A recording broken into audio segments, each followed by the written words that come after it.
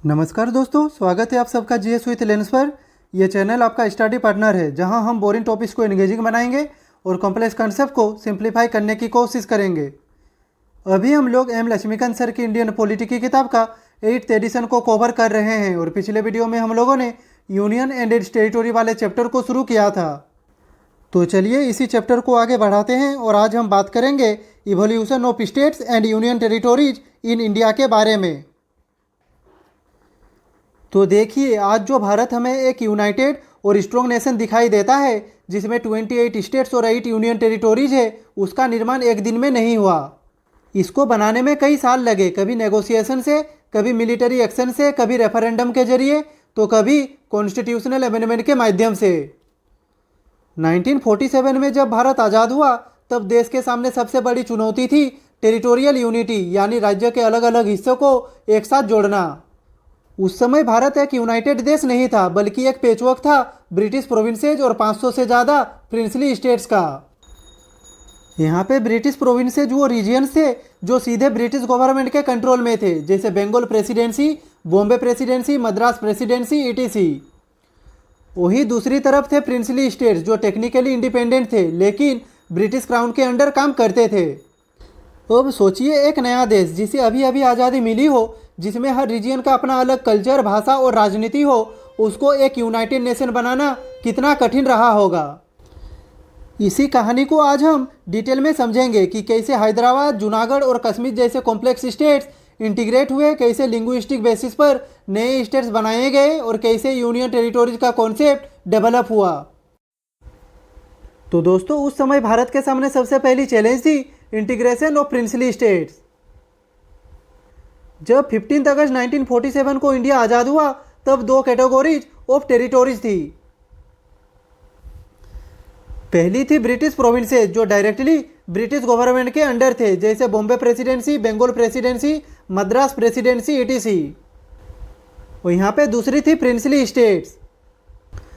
Princely states के internal matters राजा, महाराजा या नवाब संभालते थे, पर फॉरेन अफेयर और डिफेंस पर ब्रिटिश का कंट्रोल था, यानी कि ये ब्रिटिश के सुजरेंटी में थे। उस समय टोटल 552 प्रिंसली स्टेट्स था। अब देखिए, ब्रिटिश ने जब इंडिया छोड़ा तो एक इम्पोर्टेंट लॉ पास किया गया था जो था इंडियन इंडिपेंडेंस एक्ट 1947। इसके under British provinces automatically India या पाकिस्तान में डिवाइड हो गए, लेकिन प्रिंसली स्टेट्स को यहाँ पे 3 ऑप्शंस दिए गए, या तो इंडिया ज्वाइन करो, या पाकिस्तान ज्वाइन करो, या फिर इंडिपेंडेंट रहो। यानी कि चॉइस उनके रूलर्स के हाथ में थी। यही वजह थी कि कुछ स्टेट्स ने इनिशियली कन्फ्यूजन क्रिएट किया। अब दोस्तों आते हैं इस एक्ट के रिजल्ट पर। तो यहाँ पे 552 प्रिंसली स्टेट्स में से लगभग 549 ने अपनी इच्छा से इंडिया ज्वाइन कर लिया। ये पॉसिबल हुआ मेनली सरदार वल्लभ भाई पटेल और बीपी मेनन के एफर्ट्स की वजह से, जिन्होंने नेगोशिएशन और परसुएशन के थ्रू मेजॉरिटी स्टेट्स को कन्विंस कर लिया। लेकिन 3 स्टेट्स ने यहाँ पे प्रॉब्लम क्रिएट की, हैदराबाद, जूनागढ़ और कश्मीर। उस समय हैदराबाद एक बहुत बड़ा प्रिंसली स्टेट था जिसका रूलर था निजाम। वो चाहते थे कि हैदराबाद इंडिपेंडेंट रहे, यानी ना तो इंडिया ज्वाइन करे और ना पाकिस्तान। जब इंडिया को इस बात का पता चला तो इंडिया ने 1948 में एक मिलिट्री ऑपरेशन लॉन्च किया जिसका नाम था ऑपरेशन पोलो। इस ऑपरेशन की वजह से सिर्फ 5 दिन में हैदराबाद इंडियन यूनियन का पार्ट बन गया। अब आते हैं जूनागढ़ पे। तो उस समय ये एक प्रिंसली स्टेट था गुजरात में। यहाँ की पॉपुलेशन मेजोरिटी हिंदू थी लेकिन नवाब मुस्लिम था और पाकिस्तान ज्वाइन करना चाहता था। इस वजह से सिचुएशन टेंस हो गई और भारत सरकार ने यह डिसाइड किया कि पब्लिक को ही डिसाइड करना चाहिए। इसलिए एक रेफरेंडम कराया गया 1948 में, जिसका रिजल्ट आया कि मेजोरिटी लोगों ने इंडिया ज्वाइन करने के लिए वोट दिया। इस तरह जूनागढ़ भी भारत का हिस्सा बन गया। अब आते हैं कश्मीर पे। तो दोस्तों, यहाँ पे सबसे कॉम्प्लेक्स केस था जम्मू एंड कश्मीर का। उस समय यहाँ के रूलर थे महाराजा हरि सिंह। वो इनिशियली चाहते थे कि कश्मीर इंडिपेंडेंट रहे, लेकिन अक्टूबर 1947 में पाकिस्तान ने कश्मीर पर अटैक कर दिया। तो महाराजा हरि सिंह ने तुरंत भारत से मिलिट्री हेल्प मांगी। उस समय भारत ने एक कंडीशन रखी, पहले लीगली इंडिया के साथ मर्ज होना होगा। इसलिए महाराजा ने 26 अक्टूबर 1947 को इंस्ट्रूमेंट ऑफ एक्सेशन साइन किया। इस डॉक्यूमेंट के थ्रू कश्मीर ऑफिशियली इंडिया का हिस्सा बन गया और फिर इंडियन आर्मी ने पाकिस्तान को वापस ढकेल दिया। तो दोस्तों, इस तरह से हैदराबाद, जूनागढ़ और कश्मीर जैसे कॉम्प्लेक्स स्टेट्स को इंटीग्रेट करके इंडिया ने अपने टेरिटोरियल यूनिटी को सिक्योर किया। यही था पहला major step in the evolution of states and union territories. तो चलिए अब चलते हैं नेक्स्ट स्लाइड पे। तो अब हम बात करेंगे एक इंपॉर्टेंट फेज की, जो है constitutional classification of states in 1950। तो देखिए, जब भारत का संविधान लागू हुआ 26 जनवरी 1950 को, उस वक्त स्टेट्स को एक फोरफोल्ड क्लासिफिकेशन में डिवाइड किया गया था। तो चलिए इसे समझते हैं। यहाँ पे सबसे पहले आता है पार्ट ए। ये वो स्टेट्स थे जो पहले ब्रिटिश इंडिया के गवर्नर्स प्रोविंसेस के अंडर आते थे, यानी कि इनका एडमिनिस्ट्रेशन एक गवर्नर करता था। यहाँ पे टोटल 9 स्टेट्स पार्ट ए में थे, जैसे मद्रास, बॉम्बे, बंगाल, बिहार, असम, पंजाब, उत्तर प्रदेश, उड़ीसा और मध्य प्रदेश। नेक्स्ट है पार्ट बी। तो ये स्टेट्स वो प्रिंसली स्टेट्स थे जो इंटीग्रेट होकर इंडिया का पार्ट बने और जिनके पास अपना लेजिस्लेचर था। इनका एडमिनिस्ट्रेशन गवर्नर नहीं बल्कि राज प्रमुख करता था, जो अक्सर उन्हीं प्रिंसली स्टेट्स के रूलर होते थे। इस कैटेगरी में भी 9 स्टेट्स आते थे। नेक्स्ट है पार्ट सी। तो इस कैटेगरी में वो छोटी टेरिटोरीज आती थी जो डायरेक्टली चीफ कमिश्नर के कंट्रोल में थी, मतलब इनका सेंटर पे ज़्यादा कंट्रोल था। यहाँ पे टोटल 10 स्टेट्स पार्ट सी में थे, जैसे अजमेर, कुर्ग, भोपाल, बिलासपुर ETC। नेक्स्ट है पार्ट डी। तो इसमें सिर्फ एक ही टेरिटोरी थी, जो था अंडमान एंड निकोबार आइलैंड। तो दोस्तों, इस तरह 1950 में भारत को ऑफिशियली डिवाइड किया गया था। तो चलिए अब चलते हैं नेक्स्ट स्लाइड पे। तो दोस्तों, अब हम समझेंगे उन इम्पोर्टेंट कमिटीज़ को जो स्टेट्स के रीऑर्गेनाइजेशन में क्रूशियल रोल में रही है। प्रिंसली स्टेट्स का इंटीग्रेशन होने के बाद भारत को नए राज्यों की बाउंड्रीज डिसाइड करनी थी। इस डिसीजन में लैंग्वेज, कल्चर, एडमिनिस्ट्रेशन और नेशनल यूनिटी सबको बैलेंस करना था। इसीलिए सरकार ने 3 इम्पोर्टेंट कमिटीज़ बनाई थी, धर कमेटी, JVP कमेटी और फजल अली कमेटी। तो यहाँ पे सबसे पहले समझते हैं धर कमेटी को, जिसे 1948 में एस्टैब्लिश किया गया था। तो दोस्तों, इसका चेयरमैन थे SK धर, जो एक सीनियर ब्यूरोक्रेट और एडमिनिस्ट्रेटर थे। उनका काम था एनालाइज करना कि इंडिया के एग्जिस्टिंग स्टेट्स और टेरिटोरीज को कैसे रीऑर्गेनाइज किया जाए ताकि एडमिनिस्ट्रेशन एफिशिएंट हो। तो इस कमेटी की मेन रिकमेंडेशन थी कि स्टेट्स का रीऑर्गेनाइजेशन लैंग्वेज के बेसिस पर नहीं बल्कि एडमिनिस्ट्रेटिव कन्वीनियंस के बेसिस पर होना चाहिए। मतलब बाउंड्रीज ऐसी होनी चाहिए जहां गवर्नेंस और एडमिनिस्ट्रेशन इजीली मैनेजेबल हो, ना कि लिंग्विस्टिक आइडेंटिटी पे फोकस किया जाए। अब समझते हैं इसके रिएक्शन को। तो दोस्तों, ये रिकमेंडेशन पॉपुलर नहीं हुई। लोगों को लगा कि उनकी लैंग्वेज और कल्चर इग्नोर किया जा रहा है। इस वजह से पब्लिक में रिसेंटमेंट क्रिएट हुआ और फिर डिमांड फॉर लिंग्विस्टिक स्टेट्स और भी स्ट्रांग हो गई। अब आते हैं JVP कमेटी पे, जिसका एस्टैब्लिशमेंट 1940 में ही हुआ था। इस कमेटी का मेन पर्पस था ये डिसाइड करना कि इंडिया के स्टेट्स को कैसे रीऑर्गेनाइज किया जाए after independence, specially language based demands के कॉन्टेक्स्ट में। सबसे पहले समझते हैं कि इस कमेटी में कौन कौन मेंबर्स थे। तो दोस्तों, इस कमेटी का नाम मेंबर्स के इनिशियल से बना है। यहाँ पे मेंबर्स थे जवाहरलाल नेहरू, वल्लभ भाई पटेल और पट्टभी सीतारमैया। ये तीनों लीडर्स काफ़ी एक्सपीरियंस्ड और सीनियर थे, जिन्हें इंडिया की पॉलिटिकल और एडमिनिस्ट्रेटिव यूनिटी का ध्यान रखना था। इस कमेटी का मेन व्यू था कि लैंग्वेज को सिर्फ एक बेसिस के रूप में नहीं लेना चाहिए स्टेट्स रीऑर्गेनाइजेशन के लिए। उनका कॉन्सर्न था कि अगर सिर्फ लैंग्वेज के बेसिस पे बाउंड्रीज बढ़ती है तो यूनिटी और नेशनल इंटीग्रेशन पे रिस्क हो सकता है। अब समझते हैं इस कमेटी की प्रायोरिटी को। तो इसकी प्रायोरिटी थी नेशनल यूनिटी, सिक्योरिटी और एडमिनिस्ट्रेटिव कन्वीनियंस। मतलब बाउंड्रीज ऐसी होनी चाहिए जहां गवर्नेंस एफिशिएंट हो और देश की इंटरनल स्टेबिलिटी और इंटीग्रेशन को कंप्रोमाइज ना हो। इस नोट में दोस्तों एक इम्पोर्टेंट पॉइंट मिस हो गया है, जो है फॉर्मेशन ऑफ आंध्र प्रदेश। 1953 का ये एक हिस्टोरिक मूवमेंट है। उस वक्त एक प्रोलॉन्ग्ड एजिटेशन चल रही थी तेलुगु स्पीकिंग एरियाज में। इस मूवमेंट के सेंटर में थे पोट्टी श्री रामुलु, जिन्होंने अपने डिमांड के लिए 56 दिन का हंगर स्ट्राइक किया। उनकी डेथ के बाद गवर्नमेंट ऑफ इंडिया को एक्शन लेना पड़ा और इस हिस्टोरिक मूवमेंट में पहला लिंग्विस्टिक स्टेट क्रिएट हुआ, जो था आंध्र प्रदेश।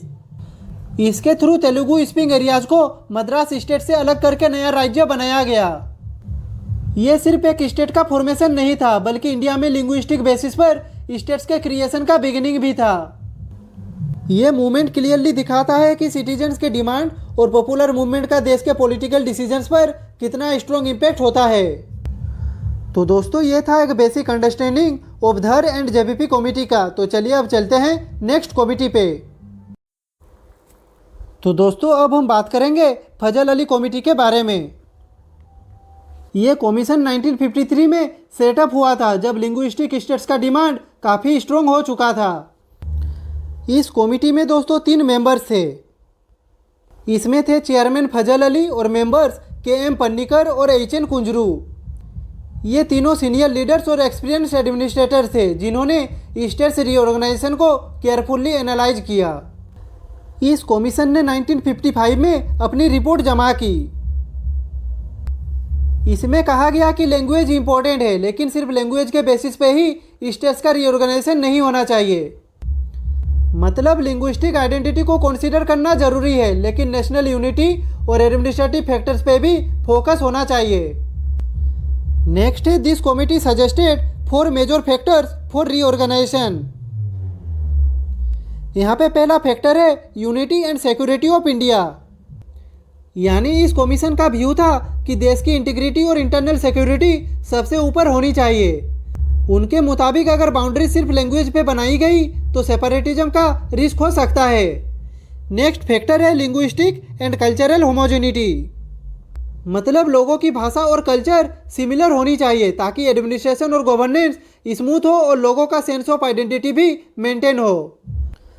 यहाँ पे तीसरा फैक्टर था financial, economic and administrative considerations.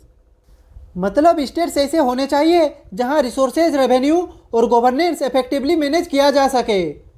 यहाँ पे चौथा और लास्ट फैक्टर था पीपल्स वेलफेयर।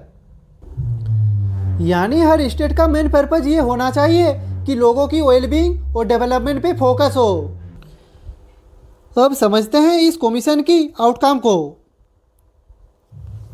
तो इस कमीशन ने रेकमेंड किया कि पुरानी पार्ट यानी ABCD क्लासिफिकेशन एबोलिश कर दी जाए। उन्होंने कहा इसके बदले इंडिया को रीऑर्गेनाइज करना चाहिए इनटू 16 स्टेट्स और 3 यूनियन टेरिटोरीज। ये रिकमेंडेशन ही आगे जाके 1956 के स्टेट रीऑर्गेनाइजेशन एक्ट का बेस बनी। तो दोस्तों ये था फजल अली कमेटी का एक फुल ब्रेकडाउन। तो चलिए अब चलते हैं नेक्स्ट स्लाइड पे। तो अब हम बात करेंगे स्टेट्स रीऑर्गेनाइजेशन एक्ट ऑफ 1956 और उसके साथ आई 7th कॉन्स्टिट्यूशनल अमेंडमेंट एक्ट के बारे में। ये एक्ट इंडिया के स्टेट्स और यूनियन टेरिटोरीज के स्ट्रक्चर को कम्प्लीटली रीडिफाइन करने वाला स्टेप था। यहाँ पे पहला पॉइंट है this act एबोलिश्ड the old classification of part A, B, C and D। यानी इस एक्ट ने पुरानी क्लासिफिकेशन मतलब पार्ट A, B, C और D को कम्प्लीटली एबोलिश कर दिया। अब स्टेट्स को अलग अलग कैटेगरीज में डिवाइड करने की ज़रूरत नहीं थी। इस एक्ट के तहत इसे एक ही यूनिफॉर्म सिस्टम के अंडर लाया गया। नेक्स्ट है इस एक्ट के थ्रू एक नया सिस्टम क्रिएट किया गया, जिसमें स्टेट्स और यूनियन टेरिटोरीज का क्लियर डिस्टिंक्शन था। इस सिस्टम में स्टेट्स का अपना गवर्नमेंट और लेजिस्लेचर होता है, जबकि union territories directly central government के कंट्रोल में होते हैं। यहाँ पे दोस्तों पुराने पार्ट ए और पार्ट बी स्टेट्स को मार्च करके स्टेट्स बना दिया गया। मतलब उनके सारे एडमिनिस्ट्रेटिव और लेजिस्लेटिव डिफरेंसेज खत्म कर दिए गए और यूनिफॉर्म गवर्नेंस लाई गई। यहाँ पे पार्ट सी स्टेट जो पहले चीफ कमिश्नर के कंट्रोल में थे, उनको या तो नियर बाई स्टेट्स के साथ मर्ज कर दिया गया या फिर यूनियन टेरिटोरीज में कन्वर्ट कर दिया गया। इससे एडमिनिस्ट्रेशन और गवर्नेंस और एफिशिएंट हो गई। नेक्स्ट पॉइंट कहता है कि पुराना पार्ट डी यानी Andaman and Nicobar island officially बन गया एक यूनियन टेरिटोरी, यानी कि इसका एडमिनिस्ट्रेशन अब डायरेक्टली सेंट्रल गवर्नमेंट के अंडर आने लगा। तो दोस्तों अब देखते हैं कि इस रीऑर्गेनाइजेशन के बाद इंडिया के स्टेट्स का नया मैप कैसा दिखता है और कौन कौन से स्टेट्स ऑफिशियली बनाए गए। तो 1956 के बाद इंडिया में टोटल 14 स्टेट्स बनते हैं। ये स्टेट्स थे आंध्र प्रदेश, आसाम, बिहार, बॉम्बे, जम्मू एंड कश्मीर, केरला, मध्य प्रदेश, मद्रास, मैसूर, ओडिशा, पंजाब, राजस्थान, उत्तर प्रदेश और वेस्ट बंगाल। यहाँ पे दोस्तों 6 यूनियन टेरिटोरीज भी बनाए गए थे। इसमें थे Andaman and Nicobar island, Delhi, Himachal Pradesh, Lakshadweep, Minicoy and Amindivi island, Manipur और त्रिपुरा। तो दोस्तों यहाँ पे हमने देखा स्टेट्स रीऑर्गेनाइजेशन एक्ट ऑफ 1956 और 7th कॉन्स्टिट्यूशनल अमेंडमेंट एक्ट ने इंडिया के एडमिनिस्ट्रेटिव और पॉलिटिकल स्ट्रक्चर को एक नए रेशनल और यूनिफॉर्म फ्रेमवर्क में सेट कर दिया। यहाँ पे पुरानी कन्फ्यूजिंग क्लासिफिकेशंस खत्म हुई, लिंग्विस्टिक और जियोग्राफिक लॉजिक के हिसाब से स्टेट्स और यूनियन टेरिटोरीज क्लियरली डिफाइन किए गए और गवर्नेंस को एफिशिएंट और अकाउंटेबल बनाया गया। तो चलिए अब चलते हैं नेक्स्ट स्लाइड पे। अब हम बात करेंगे भारत के नए स्टेट्स और यूनियन टेरिटोरीज के बारे में जो स्टेट्स रीऑर्गेनाइजेशन एक्ट ऑफ 1956 के बाद बने। तो देखिए भारत की भाषा, संस्कृति और इतिहास के आधार पर नए स्टेट्स और यूटीज बनाए गए। तो चलिए शुरू करते हैं। तो दोस्तों यहाँ पे सबसे पहला उदाहरण है महाराष्ट्र और गुजरात का। तो दोस्तों 1960 में बाइलिंगुअल बॉम्बे स्टेट को डिवाइड किया गया। इस डिवीजन का मेन रीजन था लैंग्वेज, एक तरफ मराठी बोलने वाले लोग और दूसरी तरफ गुजराती बोलने वाले लोग। इसी तरह से महाराष्ट्र और गुजरात अलग अलग स्टेट्स के रूप में बने। यहाँ पे अगला है दादरा एंड नगर हवेली। तो ये एरिया पहले पोर्तुगीज के रूल में था। 1954 में लोकल लोगों ने इसे आज़ाद करा लिया और 1961 तक चूजन रिप्रेजेंटेटिव्स ने इसे एडमिनिस्टर किया। फिर 10th कॉन्स्टिट्यूशनल अमेंडमेंट एक्ट 1961 के जरिए इसे यूनियन टेरिटोरी बनाया गया। यहाँ पे नेक्स्ट है गोवा और दमन एंड दीव। तो दोस्तों 1961 में पोर्तुगीज के रूल वाले टेरिटोरीज यानी गोवा और दमन एंड दीव को इंडिया ने पुलिस एक्शन के थ्रू अपने अंदर शामिल कर लिया। 12th कॉन्स्टिट्यूशनल अमेंडमेंट एक्ट 1962 के जरिए इन्हें यूनियन टेरिटोरी बनाया गया। बाद में 1987 में गोवा को अलग स्टेटहुड दे दिया गया और दमन एंड दीव यूनियन टेरिटोरी के रूप में अलग हो गए। फिर 2020 में दमन एंड दीव को दादरा एंड नगर हवेली के साथ मर्ज करके एक नया यूनियन टेरिटोरी बनाया गया। इसे मर्जर एक्ट ऑफ 2019 के तहत इम्प्लीमेंट किया गया था। अब आते हैं पुडुचेरी पे। तो देखिए 1954 में 4 फ्रेंच सेटलमेंट पुडुचेरी, कराईकल, माहे और यनम इंडिया के साथ मर्ज हो गए थे।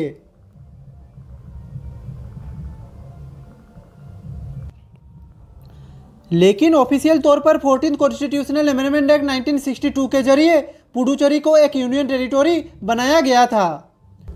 आज भी ये 4 रीजन्स मिलकर पुडुचेरी यूनियन टेरिटोरी बनाते हैं। तो दोस्तों इन रिफॉर्म्स ने इंडिया का स्ट्रक्चर सिंप्लीफाई और गवर्नेंस को स्ट्रॉन्ग बनाया। तो चलिए अब चलते हैं नेक्स्ट स्लाइड पे। तो अब बात करते हैं नागालैंड के बारे में। तो देखिए 1963 में नागालैंड भारत का 16th स्टेट बना। ये स्टेट असम के नागा हिल्स और तुएनसंग एरिया को मिलाकर बनाया गया था। इसका मेन रीजन था नागा मूवमेंट को सेटिस्फाई करना, जिसमें लोग अपनी अलग पहचान और ऑटोनॉमी चाहते थे। आज नागालैंड अपने रिच ट्राइबल कल्चर और हेरिटेज के लिए जाना जाता है। तो अब आते हैं हरियाणा, चंडीगढ़ और हिमाचल प्रदेश पे। तो 1966 में पंजाब को डिवाइड किया गया, जिसमें शाह कमीशन काफ़ी इंपॉर्टेंट रोल में था। यहाँ पे पंजाब से अलग होकर हरियाणा 17th स्टेट बना, जो मेनली हिंदी भाषी एरियाज पर बेस्ड था। यहाँ पे पंजाबी स्पीकिंग एरियाज पंजाब के अंदर ही रहे। जबकि चंडीगढ़ को अलग करके यूनियन टेरिटोरी बनाया गया और दोनों यानी कि पंजाब और हरियाणा की ज्वाइंट कैपिटल बन गई। इसके अलावा हिमाचल प्रदेश जो पहले यूनियन टेरिटोरी था उसे 1971 में अपग्रेड करके भारत का 18th स्टेट बनाया गया। तो दोस्तों ये स्टेप्स इंडिया को लॉजिकली ऑर्गेनाइज करते हैं और एफिशिएंट एडमिनिस्ट्रेशन इंश्योर करते हैं। तो चलिए चलते हैं नेक्स्ट स्लाइड पे। तो यहाँ पे नेक्स्ट है मणिपुर, त्रिपुरा और मेघालय। तो देखिए 1972 में भारत को ये 3 नए स्टेट्स मिले। मेघालय को पहले 1969 में एक ऑटोनोमस स्टेट का स्टेटस दिया गया था आसाम के अंदर, लेकिन 1972 में इसे फुल स्टेटहुड मिला। मणिपुर और त्रिपुरा पहले यूटी थे जिन्हें इसी साल फुल स्टेट्स बना दिया गया। इस तरह से ये भारत के 19th, 20th और 21st स्टेट्स बने। अब आते हैं सिक्किम पे। तो सिक्किम का जर्नी थोड़ा अलग है। 1947 तक ये एक प्रिंसली स्टेट था जहां चोग्यल नाम के राजा रूल करते थे, लेकिन 1947 के बाद ये इंडिया के एक प्रोटेक्टोरेट बने। 1974 में इसे भारत का एसोसिएट स्टेट बनाया गया 35th अमेंडमेंट के जरिए, लेकिन 1975 में जनमत संग्रह के बाद सिक्किम को पूरी तरह भारत में इंक्लूड किया गया और 36th अमेंडमेंट के जरिए इसे भारत का 22nd स्टेट बनाया गया। तो दोस्तों ये चेंजेस इंडिया के फेडरल स्ट्रक्चर को और बैलेंस्ड और इंक्लूसिव बनाते हैं। तो चलिए चलते हैं नेक्स्ट स्लाइड पे। तो यहाँ पे नेक्स्ट है मिजोरम, अरुणाचल प्रदेश और गोवा। तो दोस्तों 1987 में भारत को एक साथ 3 नए स्टेट्स मिले, मिजोरम, अरुणाचल प्रदेश और गोवा। मिजोरम पहले यूटी था, लेकिन 1986 के मिजोरम एकॉर्ड के बाद इसे फुल स्टेटहुड दिया गया। इस समय अरुणाचल प्रदेश भी यूटी था जिसे 1987 में स्टेट बनाया गया, और गोवा जो पहले दमन एंड दीव के साथ यूटी था उसे सेपरेट करके 1987 में स्टेटहुड मिल गया। इस तरह से ये भारत के 23rd, 24th और 25th स्टेट्स बने। नेक्स्ट है छत्तीसगढ़, उत्तराखंड और झारखंड। तो दोस्तों साल 2000 में भारत के मैप में एक बड़ा बदलाव आया। इस साल 3 नए स्टेट्स बनाए गए। छत्तीसगढ़ को मध्य प्रदेश से, उत्तराखंड को उत्तर प्रदेश से और झारखंड को बिहार से सेपरेट करके अलग बनाया गया। इस तरह से ये भारत के 26, 27 और 28 स्टेट्स बने। तो दोस्तों इस तरह से नए स्टेट्स के क्रिएशन से रीजनल रिप्रेजेंटेशन और एडमिनिस्ट्रेटिव एफिशिएंसी दोनों बढ़ी। तो चलिए चलते हैं नेक्स्ट स्लाइड पे। नेक्स्ट है तेलंगाना। तो दोस्तों 2014 में भारत का 29th स्टेट बना तेलंगाना। ये आंध्र प्रदेश से अलग होकर बना था। हमारे देश में तेलंगाना मूवमेंट काफ़ी सालों से चल रहा था, जिसमें लोग अपनी अलग आइडेंटिटी और डेवलपमेंट के लिए अलग स्टेट की डिमांड कर रहे थे, और फाइनली 2014 में तेलंगाना ऑफिशियली भारत का एक नया स्टेट बन गया। अब आते हैं जम्मू एंड कश्मीर और लद्दाख पे। तो देखिए 2019 में भारत का इतिहास का एक इम्पोर्टेंट डिसीजन लिया गया था। इस साल आर्टिकल 370 जो जम्मू एंड कश्मीर को स्पेशल स्टेटस देता था उसे एब्रोगेट कर दिया गया। उसके बाद Jammu and Kashmir reorganisation act 2019 के तहत इस स्टेट को 2 अलग अलग यूटीज में डिवाइड कर दिया गया। यहाँ पे पहला यूटी था जम्मू एंड कश्मीर और दूसरा यूटी था लद्दाख। तो दोस्तों ये था new states and UTs after 1956। यहाँ पे हमने देखा 1956 के बाद भारत ने कई नए स्टेट्स और यूटीज बनाए जो रीजनल आइडेंटिटी, कल्चरल एस्पिरेशंस और एडमिनिस्ट्रेटिव कन्वीनियंस के बेस पर तय किए गए। ये प्रोसेस दिखाता है कि इंडियन कॉन्स्टिट्यूशन एक डायनामिक फेडरल सिस्टम को सपोर्ट करता है जिसमें लोगों की भाषा, इतिहास और विकास की मांगे सुनी जाती है। तो चलिए अब चलते हैं नेक्स्ट स्लाइड पे। तो अब हम बात करेंगे change of names of states and union territories के बारे में। तो देखिए भारत एक ऐसा देश है जहां स्टेट्स और यूटीज के नाम भी समय के साथ बदलते रहे हैं। ये चेंजेस कभी कल्चरल आइडेंटिटी, कभी हिस्टोरिकल रेलिवेंस और कभी लोकल एस्पिरेशंस को ध्यान में रखकर किए गए। तो चलिए देखते हैं हमारे देश में कौन से स्टेट्स और यूटीज के नाम बदले गए हैं। तो यहाँ पे सबसे पहले बात करते हैं यूनाइटेड प्रोविंसेस की। तो इंडिपेंडेंस के बाद 1950 में इसका नाम बदलकर उत्तर प्रदेश रखा गया। ये नाम नॉर्थ इंडिया के जियोग्राफिकल लोकेशन को रिप्रेजेंट करता है। नेक्स्ट है 1969 में मद्रास स्टेट का नाम बदलकर तमिलनाडु कर दिया गया। इसका मतलब है लैंड ऑफ द तमिल्स, जो स्टेट की लैंग्वेज और कल्चर को रिफ्लेक्ट करता है। अगला है 1973 में मैसूर स्टेट का नाम चेंज होके कर्नाटका हो गया। ये नाम कर्नाटका रीजन के हिस्टोरिकल और कल्चरल आइडेंटिटी को ज़्यादा बेटर रिप्रेजेंट करता है। अब बात करते हैं लक्षद्वीप, मिनिकॉय एंड अमिनडीबी आइलैंड के बारे में। तो 1973 में इसका नाम सिंप्लीफाई करके लक्षद्वीप कर दिया गया। लक्षद्वीप का मतलब है 1 लाख आइलैंड, जो इसके आर्किपेलागो कैरेक्टर को हाईलाइट करता है। नेक्स्ट है यूनियन टेरिटोरी ऑफ दिल्ली। तो देखिए 69th कॉन्स्टिट्यूशनल अमेंडमेंट के जरिए 1991 में दिल्ली को एक नया स्टेटस मिला और वो था national capital territory of Delhi. इस अमेंडमेंट से दिल्ली को स्पेशल पावर्स और एक लेजिस्लेटिव असेंबली भी दी गई। नेक्स्ट है उत्तरांचल। तो 2006 में उत्तरांचल का नाम चेंज होके उत्तराखंड कर दिया गया। ये नाम पहाड़ों की देवभूमि और पुरानी कल्चरल आइडेंटिटी को रिफ्लेक्ट करता है। नेक्स्ट है पौंडीचेरी। तो देखिए पौंडीचेरी जो एक फ्रेंच सेटलमेंट था, उसका नाम 2006 में पुडुचेरी कर दिया गया। तमिल लैंग्वेज में पुडुचेरी का मतलब होता है न्यू टाउन। नेक्स्ट है ओडिशा। तो 2011 में ओडिशा का नाम ऑफिशियल तौर पर ओडिशा कर दिया गया। तो दोस्तों आज के सेशन में हमने देखा कि भारत का टेरिटोरियल स्ट्रक्चर एक डायनामिक प्रोसेस रहा है। रीऑर्गेनाइजेशन एक्ट से लेकर तेलंगाना और लद्दाख तक नए स्टेट्स और यूटीज देश की लिंग्विस्टिक, कल्चरल और पॉलिटिकल एस्पिरेशंस को ध्यान में रखते हुए बनाए गए। इससे एक तरफ लोगों को अपनी आइडेंटिटी और डेवलपमेंट के लिए ज़्यादा रिप्रेजेंटेशन मिला और दूसरी तरफ भारत की यूनिटी और इंटीग्रिटी भी मजबूत बनी। आज के समय भारत में 28 स्टेट्स और 8 यूटीज है। ये हमें दिखाता है कि हमारा कॉन्स्टिट्यूशन इतना फ्लेक्सिबल है कि वो देश की बदलती हुई ज़रूरत के हिसाब से अपने आप को एडप्ट करता है और इसी एडेप्टेबिलिटी की वजह से भारत एक मजबूत और एकजुट राष्ट्र बना हुआ है। तो यहाँ पे हम लोगों का यूनियन एंड इट्स टेरिटोरी वाला चैप्टर ख़त्म होता है। नेक्स्ट वीडियो में हम बात करेंगे सिटीजनशिप के बारे में।